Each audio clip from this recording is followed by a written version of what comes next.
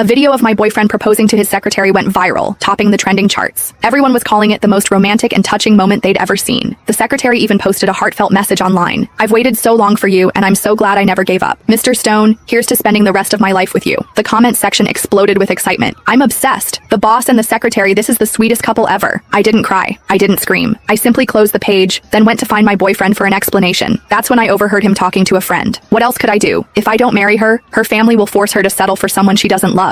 But what about Natalie? She's your actual girlfriend. Aren't you afraid she'll be mad? So what if she's mad? Natalie's been with me for 7 years. She can't leave me now. Fast forward to our wedding day. Yes, our wedding day. On that same day, he was tying the knot with his secretary, while I was walking down the aisle with someone else. Our wedding cars passed each other on the street. When we exchanged bouquets with the brides from the other car as part of the tradition, he caught sight of me through the window. The moment he saw me in my wedding dress, his composure completely shattered. "Mom, I've decided to go through with the arranged marriage." In the dimly lit living room, my voice sounded distant and numb, like it didn't even belong to me. Hearing my sudden change of heart, my mom was stunned. "You weren't willing before. Why the sudden change?" "Natalie, marriage isn't a joke. It doesn't matter whether it's arranged or not. What matters is that you're happy. You need to think this through. Don't rush into it." Her words made my chest tighten, and for a moment, my eyes stung with tears. "Mom, I've thought it through. You can start planning the wedding." Mom must have sensed how I felt because she paused for a second before softly reassuring me. "You've been with Zachary for so long, and he still won't go public with your relationship. He hasn't even agreed to meet us. Your dad and I have known for a while that things wouldn't last between you two." Her words felt like a knife twisting in my chest. It turns out that everyone on the outside could see the truth so clearly. The only fool here was me. The Ford boy is someone your dad and I carefully picked for you years ago. We made sure he's a good match. Not only is he from a solid family, but he's also a man of great character. Natalie, you deserve the best. I took a deep breath. "Thanks, Mom. I trust you and Dad's judgment." Mom continued. "Do you want us to arrange a meeting with him in the next few days?" "There's no need. Just go ahead and plan the wedding." After I hung up the phone, I realized Zachary had appeared behind me at some point holding a small cake. He looked confused. "A wedding? Who's getting married?"